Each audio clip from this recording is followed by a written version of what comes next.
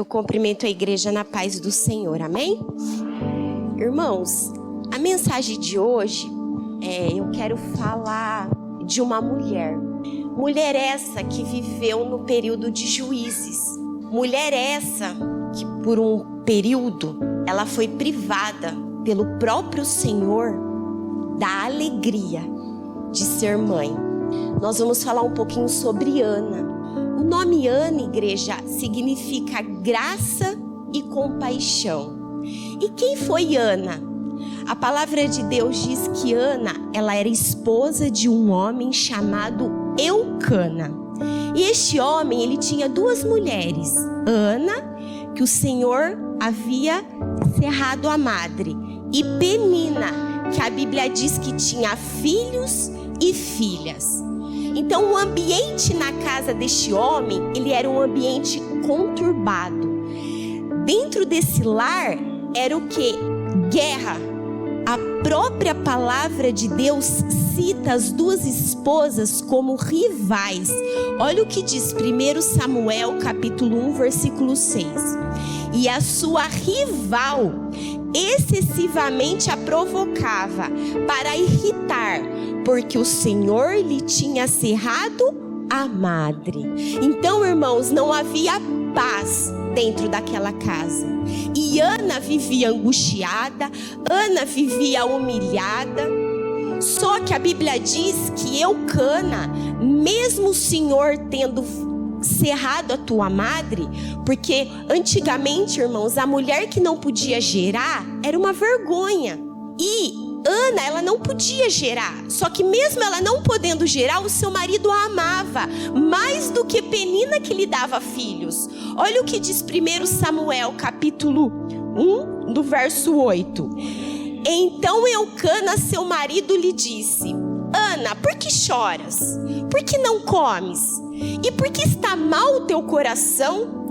Não te sou eu melhor do que 10 filhos? Então, irmãos, Eucana amava.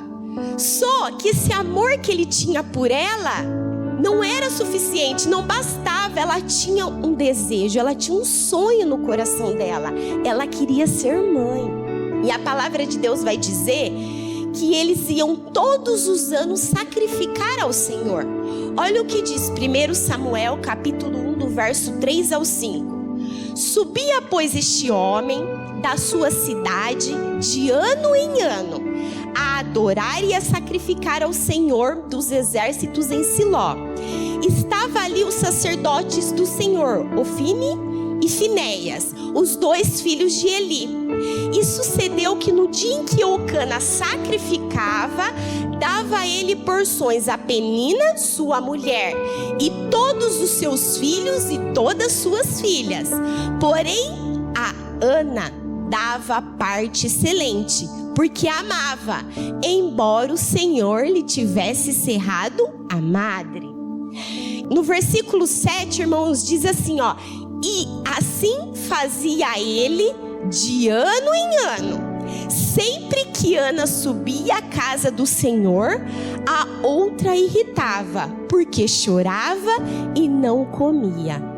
Irmãos, então você vê que era todos os anos eles iam e sacrificavam ao Senhor.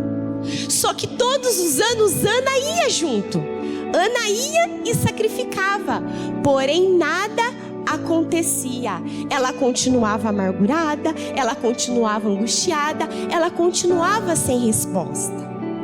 Irmãos, quantos de nós se achegam na casa de oração? Muitos estão aqui desde quando a casa de oração iniciou.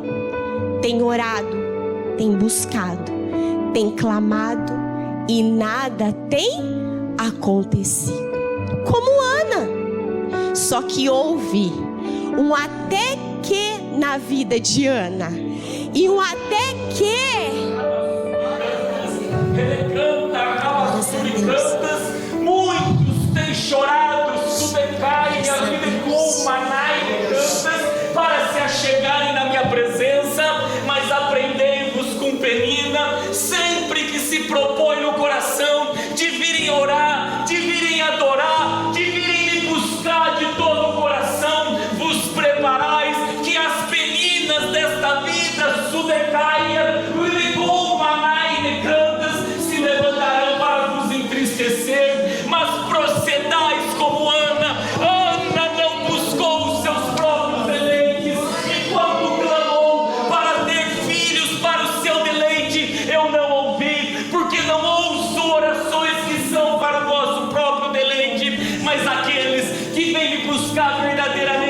para sacrificarem o seu melhor a mim. A estes sim ouvirei. Eis que estou com as mãos cheias para vos abençoar. Então buscai como verdadeiros adoradores, que me adoram em espírito e verdade. Amém, glórias a Deus. Então, irmãos, chegou uma hora na vida de Ana que ela deu um até que na vida dela. Um até que de até quando eu vou achar que é do meu jeito? Até quando eu não vou dar ouvidos para a palavra de Deus?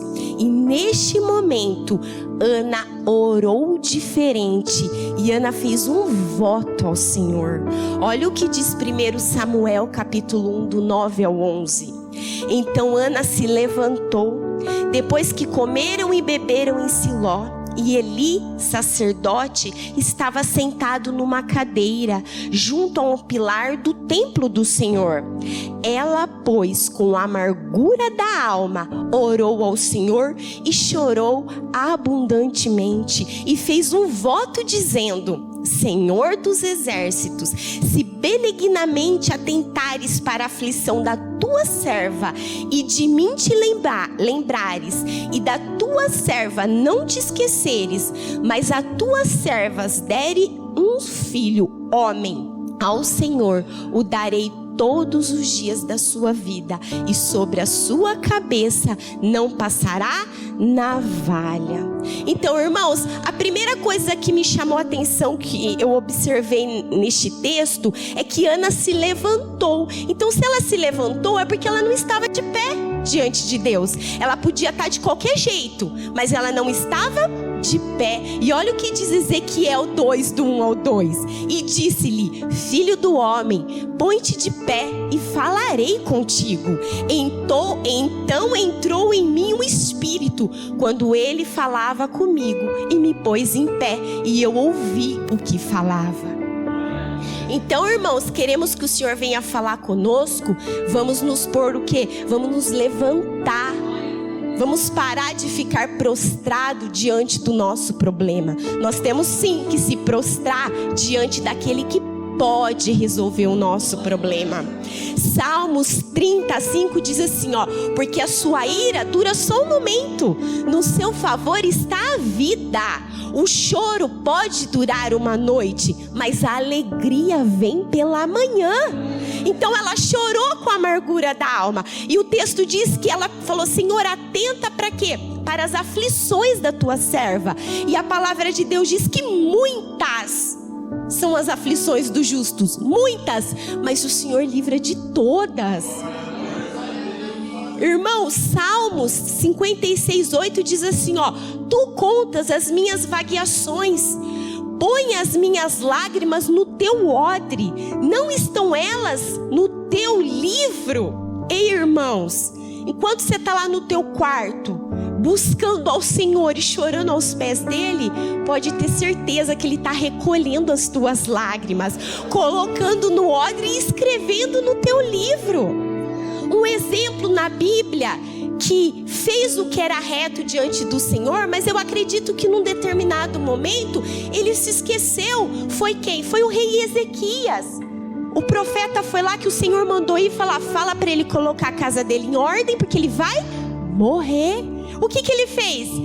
A Bíblia diz que ele virou o rosto para a parede e disse: Senhor, lembra quando andei com retidão diante do Senhor. Quer dizer, ele falou: Senhor, lembra e me perdoe. E a Bíblia diz que chorou abundantemente. Esse choro, irmãos, é o choro que? De arrependimento. É um choro sincero. Na hora, antes do profeta sair da cidade, o Senhor falou: volta lá e fala para ele que eu vou acrescentar 15 anos na vida dele. Mas foi o quê? Foi um choro sincero, irmãos. Nós temos que nos comportar diante da presença de Deus com sinceridade, com o coração quebrantado. Ana, ela orou e fez um voto. Mas, irmãos, antes da gente entrar propriamente no voto de Ana, eu quero abrir um parênteses aqui, que Deus chamou muito a minha atenção para falar acerca do voto. Irmãos, no Antigo Testamento, lá no livro de Gênesis, a gente já observa os votos, né, que os homens no passado faziam. Um voto muito conhecido, que sempre é apregoado aqui na hora do dízimo, das ofertas, foi Jacó. Quando ele estava fugindo, né, da presença do irmão dele, a Bíblia diz que ele fez um voto com Deus. Ele disse para o Senhor que se o Senhor fosse com ele na jornada dele, cuidasse, sustentasse ele e traria ele de volta em paz para a tua casa, ele daria o dízimo de tudo quanto passasse na mão dele. Mas observe, igreja, que primeiro, o voto que Jacó fez foi entre ele e Deus. E o voto que ele fez foi um voto que ele iria conseguir cumprir, um voto possível de ser cumprido. Então, a palavra de Deus diz assim, em Deuteronômio capítulo 23, do 21 ao 22. Quando fizeres algum voto ao Senhor, teu Deus, não tardarás em cumpri-lo, porque o Senhor, teu Deus, certamente o requererá de ti, e em ti não haverá pecado. Porém, abstendo-te de fazer o voto, não haverá pecado em ti. Igreja, quantos hoje em dia fazem voto com Deus, pedindo os deleites desse mundo? Quantos hoje em dia fazem voto com Deus para barganhar com Deus, para trocar com Deus aquilo que a pessoa tanto deseja? Guarde algo, irmãos. As bênçãos do Senhor, inclusive a nossa salvação, ela não é mérito próprio, ela vem pela graça. Porque olha o que diz Efésios 2, do 8 ao 9. Porque pela graça sois salvos, mediante a fé. Isto não vem de vós, é dom de Deus, não de obras, para que ninguém se glorie. Então, antes de nós fazermos um voto com o Senhor, nós temos que pensar bem. Primeiro, é Deus está me requerendo este voto, então eu não tenho que fazer com o homem, eu não tenho que fazer um voto sabido diante do homem, mas é entre eu e Deus. Segundo, esse voto, ele tem que ser possível de ser cumprido. A Bíblia diz que o nosso proceder, ele tem que ser sim, sim, não, não. Então Deus propôs algo no meu coração, então o que eu vou fazer? Eu vou fazer um voto com o Senhor, que seja possível de eu cumprir e que esteja de acordo com a palavra de Deus. Olha o que diz Eclesiastes: guarda o teu pé quando entrares na casa de Deus, porque chegar-se-á para ouvir é melhor do que oferecer sacrifícios de tolo, pois não sabe que fazem mal. Não te precipite com a tua boca, nem o teu coração se apresse a pronunciar palavra alguma diante de Deus, porque Deus está no céu e tu estás sobre a terra. Assim sejam poucas as tuas palavras, porque da tua muita ocupação vêm os sonhos, e a voz do tolo da multidão das palavras. Quando a Deus fizerem algum voto, não tardes em cumpri-lo, porque não se agrada de voto de tolos. O que votares, pagá-lo. Melhor é que não votes do que votares e não cumprires. Então, irmãos, nós temos que votar e pagar aquilo que nós temos feito. E aí eu olho para o nome voto e eu vejo que às vezes Deus, ele requer de nós voto através de uma oração, através de um jejum. Ele pede um jejum, um propósito de oração, às vezes um voto econômico entre você e Deus, aquilo que Deus propor no seu coração. Mas quantos já fizeram um voto com Deus de servi-lo de todo o coração e tem se esquecido do voto que fizeram com Deus? Quantas igrejas votaram, queriam servir o Senhor, às vezes estava num leito de morte, às vezes estava passando por um problema ali, e falou: Senhor, se o Senhor me abençoar, se o Senhor me tirar daqui, eu vou te servir, eu vou orar, eu vou buscar. E quantos têm se esquecido do voto que fez com Deus, irmãos? E voto é coisa séria. Prova disso, 2 exemplos que a Bíblia nos dá de pessoas que fez voto com Deus. Um, Deus deu chance de arrependimento. O outro, Deus matou, irmãos. Jonas capítulo 2, do versículo 7 ao 10 diz assim, ó: quando desfalecia em mim a minha alma, lembrei-me do Senhor, e entrou a ti a minha oração no teu santo templo. Os que observavam as falsas vaidades deixam a sua misericórdia, mas eu te ofereci sacrifício com voz de agradecimento. O que votei, pagarei. Do Senhor vem a salvação. Falou, pois, o Senhor ao peixe, e este vomitou a Jonas na terra. Ei, às vezes você está lá dentro do peixe, sabe por quê? Porque você votou e tem se esquecido do voto que você fez com Deus, irmãos. Seja uma oração. Lá em 2 Coríntios 9, 7, diz assim, ó: cada um contribua segundo propôs no seu coração, não com tristeza ou por necessidade, porque Deus ama quem dá com alegria. Então quando você estava ali, você votou: Senhor, eu voto ao Senhor. E agora, irmãos, as tribulações, quantos têm trocado voto por relacionamento, por filho, por casamento? Ei, o nosso Senhor tem que ser a primícia na nossa vida em tudo. Agora Atos capítulo 5, do 1 ao 11. Esses, irmãos, votaram, não cumpriram, e Deus matou. Mas certo homem, chamado Ananias, com Safira sua mulher, vendeu uma propriedade e reteve parte do preço, sabendo também sua mulher, e levando uma parte a depositou aos pés dos apóstolos. Disse então Pedro: Ananias, por que encheu Satanás o teu coração? Por que mentisse ao Espírito Santo e retivesse parte do preço da herdade?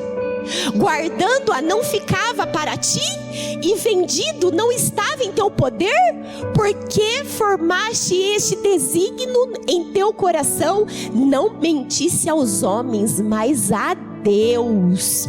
E Ananias, ouvindo essas palavras, caiu e expirou, e um grande temor veio sobre todos os que isto ouviram. E levantando-se os moços, cobriram o morto, e transportando-o para fora, o sepultaram. E passando um espaço de quase 3 horas, entrou também sua mulher, e não sabendo o que havia acontecido. E disse-lhe Pedro: disse-me, vendeste por tanto aquela herdade? E ela disse: sim, por tanto.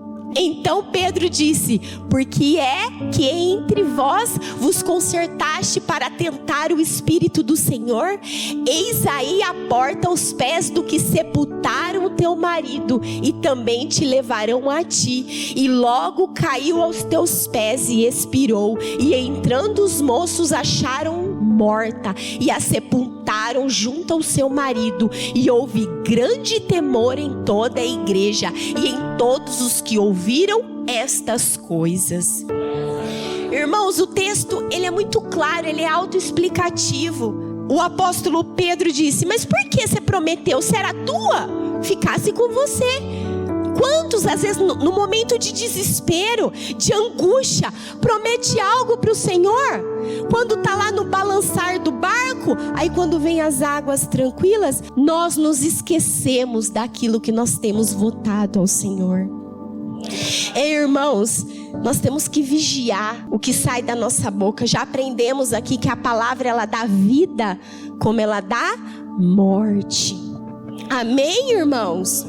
E o texto vai dizer em 1 Samuel, capítulo 1, do 12 ao 16: e sucedeu que, perseverando ela em orar perante o Senhor, ele observava sua boca.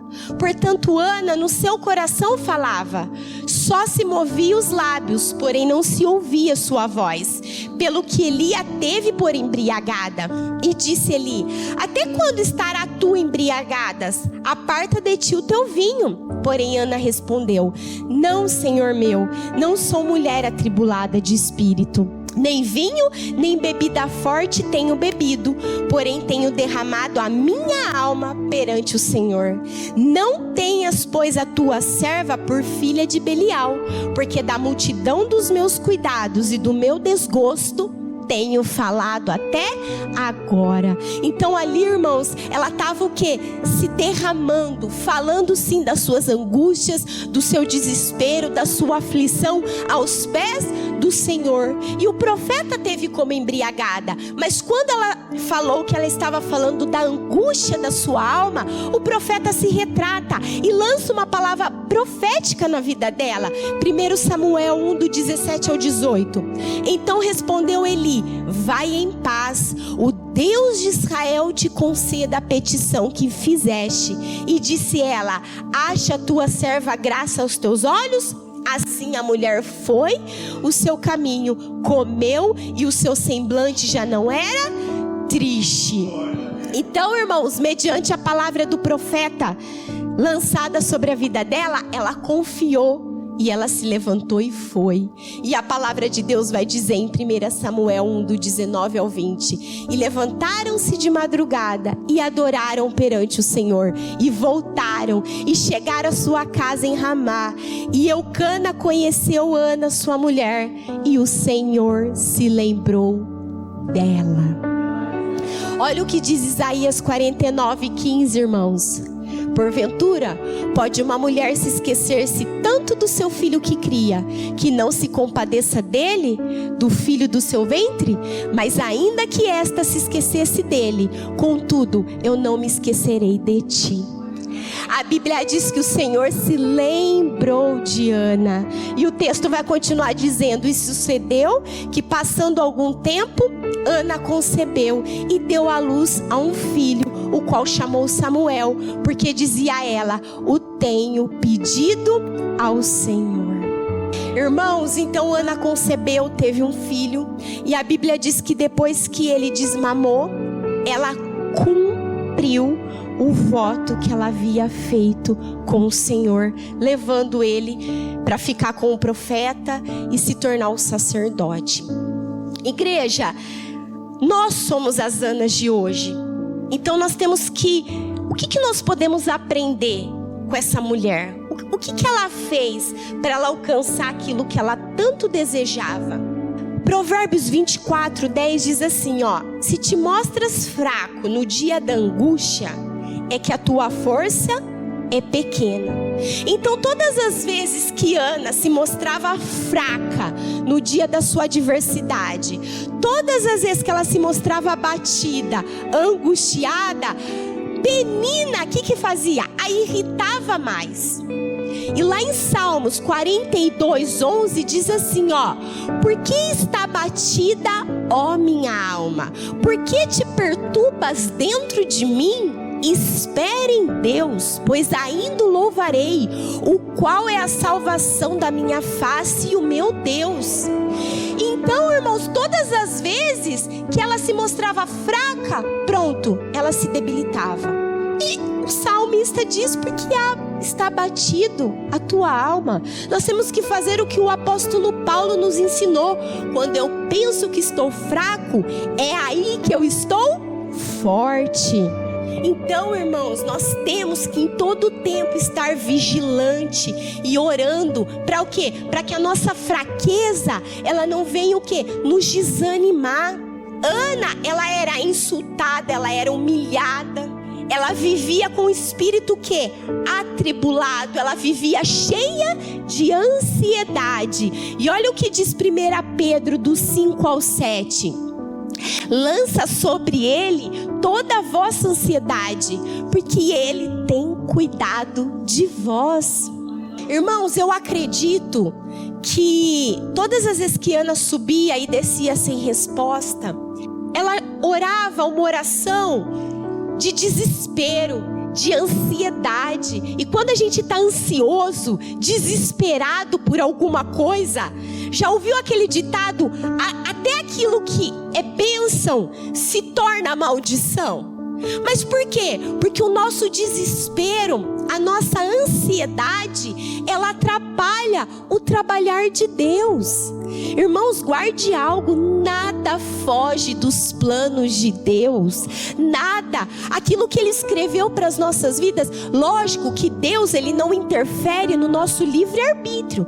Nós temos o direito de escolha, mas se nós estamos buscando Ele, se nós estamos confiando nele, se nós estamos lançando sobre Ele todas as nossas ansiedades, Ele tem cuidado de nós.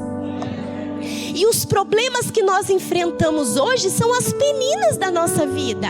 É um problema na saúde, é um problema econômico. Eu perdi um emprego, é uma porta de emprego, né, que eu preciso. É um relacionamento, é na saúde. Quer dizer, é as peninas que nós enfrentamos hoje. Só que Ana, irmãos, o que ela fez num determinado momento? Ela passou a dar ouvidos para aquilo que o Senhor estava falando na vida dela. Ela pensou assim: do meu jeito não está dando certo. Então, irmãos, se do nosso jeito não está dando certo, o que a gente tem a perder? Vamos fazer do jeito de Deus. Porque a palavra de Deus diz que tudo que Ele dá é bom, perfeito, agradável. Não traz dor e nem sofrimento. Uma vez, uma pessoa falou para mim: ei, tudo que Deus dá é bom, perfeito e agradável. Então, peraí, se o trabalho que eu tô tendo tá me dando dor, sofrimento, não é de Deus. Ei, Deus te deu um filho que você tanto queria, tá te dando dor, tá te impedindo de vir buscar e cultuar o Senhor. Ei, tem coisa errada. Quer dizer, às vezes a gente insiste em algo que só sofrimento. Irmãos, eu estava orientando uma pessoa esses dias. O que acontece? Ela estava num relacionamento abusivo. Ela era até agredida fisicamente. E aí houve um basta do marido, né? Do namorado. E ela, irmãos, atrás dele: mas eu amo, mas eu quero. Eu falei: ei, o que Deus dá é bom. Você quer ser humilhada? Ela mesmo falava que ele a tratava como lixo, que desprezava, que traía. Eu falei: você quer continuar nesse relacionamento abusivo? O que Deus tem preparado para você é muito melhor. Mas tira ele do foco e coloca o Senhor Jesus. Vamos parar de achar que é do nosso jeito. Vamos começar a ser manso para com a palavra de Deus, mesmo que doa, irmãos. Vamos fazer aquilo que a palavra de Deus nos ordena. Mas se eu fizer assim, eu vou perder. Eu vou perder meus amigos, eu vou perder isso. Ei, com Deus a gente não perde, a gente só ganha. Olha o que diz Provérbios 27:1. Não presumas do dia de amanhã, porque não sabes o que ele trará. Quer dizer, confia. Filipenses 4:13. Posso todas as coisas em Cristo que me fortalece. Isaías 41:10. Não temas, porque eu sou contigo. Não te assombres, porque eu sou o teu Deus. Eu te fortaleço, te ajudo e te sustento com a destra da minha justiça. Mas quer que Deus te sustente? Quer que Deus te fortalece? Seja filho, obedeça a palavra de Deus. Ana só viu um milagre quando ela saiu de cena, quando ela deixou de pedir para ela e falou: não, é para o Senhor. E Deus foi lá e atendeu o desejo do coração dela. Temos que obedecer, irmãos, a palavra de Deus. Ana, ela teve o quê? Um coração quebrantado diante do Senhor naquele voto que ela fez. Em Salmos 51:17 diz assim, os sacrifícios para Deus são um espírito quebrantado, a um coração quebrantado e contrito não desprezará, ó Deus. E Salmos 34:18 diz assim, perto está o Senhor dos que têm um coração quebrantado e salvos contrito de espírito. Irmãos, eu acredito que antes de Deus colocar o sonho no coração de Ana de ser mãe, esse sonho já tinha nascido no Senhor. Porque, irmãos, depois que Ana entendeu o que Deus queria para a vida dela e orou de maneira certa, ela votou e cumpriu. E por trás daquele filho tinha um propósito propósito a ser cumprido. Romanos capítulo 8, no versículo 28 diz assim, ó: e sabemos que todas as coisas contribuem juntamente para o bem daqueles que amam a Deus, daqueles que são chamados segundo o teu propósito. Deus tinha um propósito para aquele filho. Só que se naquele momento que ela ficava subindo e pedindo, Deus desce, Deus não ia cumprir o propósito. Sabe por quê? Porque ela não estava preparada. Então Deus preparou Ana para lhe dar um filho e para cumprir um propósito através daquele filho. Eclesiastes capítulo 8, 6 diz assim, ó: porque para todo propósito ao seu tempo e juízo, porque a miséria do homem pesa sobre ele. Aí eu me fiz essa pergunta e eu faço essa pergunta para a amada igreja. Aquilo que estamos pedindo ao Senhor, aquilo que estamos votando ao Senhor, qual é o propósito para aquilo? Senhor, eu quero uma porta de emprego. Qual é o propósito? Senhor, eu quero trocar o meu carro. Qual é o propósito? Senhor, eu quero ter um filho ou mais filhos. Qual é o propósito por trás daquilo que você tanto está pedindo? Irmãos, eu falo por mim. Eu até fico, eu não sei se muitos já sabem, eu tive muita dificuldade de engravidar. Eu tive 2 abortos, né? E Deus falou que a terra que Ele iria me levar era uma terra que não tinha mulher estéril e nem mulher que abortasse. E não foi fácil. E eu obedeci, larguei tudo aquilo que eu cria, 16 anos, e vim para a palavra dele, obedecendo. Mesmo, irmãos, muitas das vezes que nem Abraão, colocando o pé, que Deus mandou ir para uma terra que Ele iria mostrar. E obedeci. E fui. Pela graça de Deus, Deus permitiu e me deu a minha filha. Que, irmãos, nem o nome da minha filha eu escolhi. Foi o próprio Deus que escolheu através de um sonho, né? De uma visão para minha sogra. Só que, irmãos, quando a gente vota e pede algo para Deus, com o decorrer do tempo, o que a gente faz? A gente se esquece. E teve um período que eu me esqueci do voto que eu havia feito com Deus. E Deus usou o profeta dele para me dizer: eu não te dei tua filha para exibir como um troféu. Ela é a minha escolhida. E por trás da vida dela existe um propósito. Irmãos, então, não é fácil pagar o preço. Do início ao fim, eu sei que não é fácil. Estou no processo de educar. Sabemos que não é fácil educar. Mas eu creio, irmãos, eu estou buscando, eu estou lutando. Então nós não podemos se esquecer do propósito. Porque enquanto Ana, ela tanto pedia ali para os próprios deleites, Deus não respondeu. Mas quando ela pediu para Deus, o que Deus fez? Deus abençoou. E Samuel se tornou um grande profeta, irmãos. Então guarde algo. Tudo aquilo que nós pedimos para Deus, tudo, irmãos, quer comais, quer bebais, fazeis qualquer coisa, seja para a glória de Deus, irmãos. Não se esqueça disso, porque para pagar o preço não é fácil. Todas as vezes que eu me esqueço, Deus toca onde a gente mais ama. Guarde algo, e não é para ferir, machucar, não. É para trazer a lembrança. E a Bíblia diz que o pai repreende o filho que ama. Então, se ainda ele está nos repreendendo, glória a Deus. Porque a hora que ele deixar de repreender, irmãos, aí já não tem mais jeito. Lembra da oportunidade que Deus, né, permitiu a gente fazer?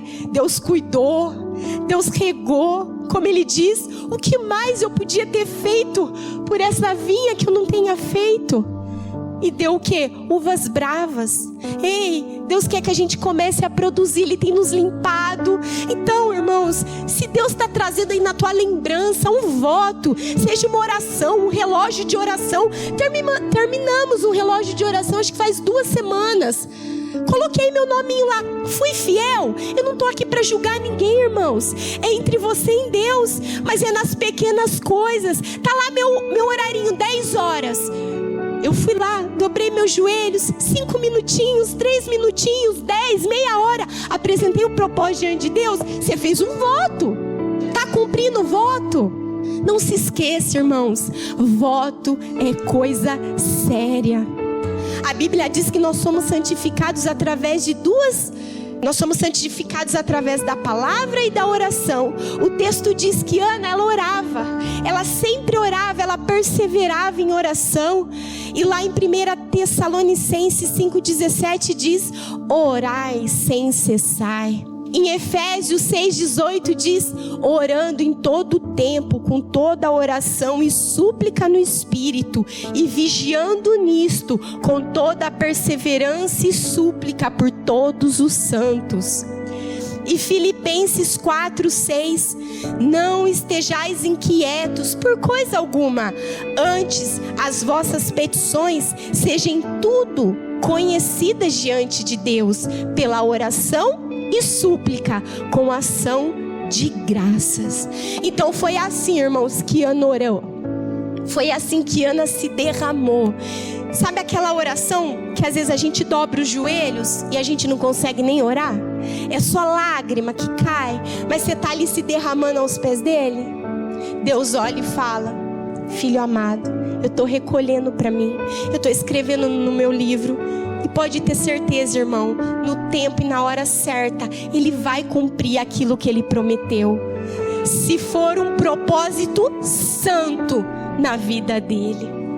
Porque tudo que Deus nos dá, Ele quer nos dar para nos aproximar dele. Quantos aqui já conseguiram? Porque vinha: ai pastor, preciso de um emprego. Deus foi lá, abriu a porta, pronto. Fez do emprego Deus dele. Quantos? Ai pastor, estou aqui para lutar pelo meu casamento. Pronto. Ou Deus restaurou, ou Deus abençoou de uma outra maneira, abandonou, pronto. Por causa de relacionamento, por causa disso, por causa daquilo. Nada vale a pena nesse mundo, irmãos. Nesse mundo tudo passa, menos a palavra de Deus. E eu entrego a palavra com a oração que Ana fez. 1 Samuel 2, do 1 ao 8, diz assim, ó: então orou Ana e disse: o meu coração exalta o Senhor, o meu poder está exaltado no Senhor.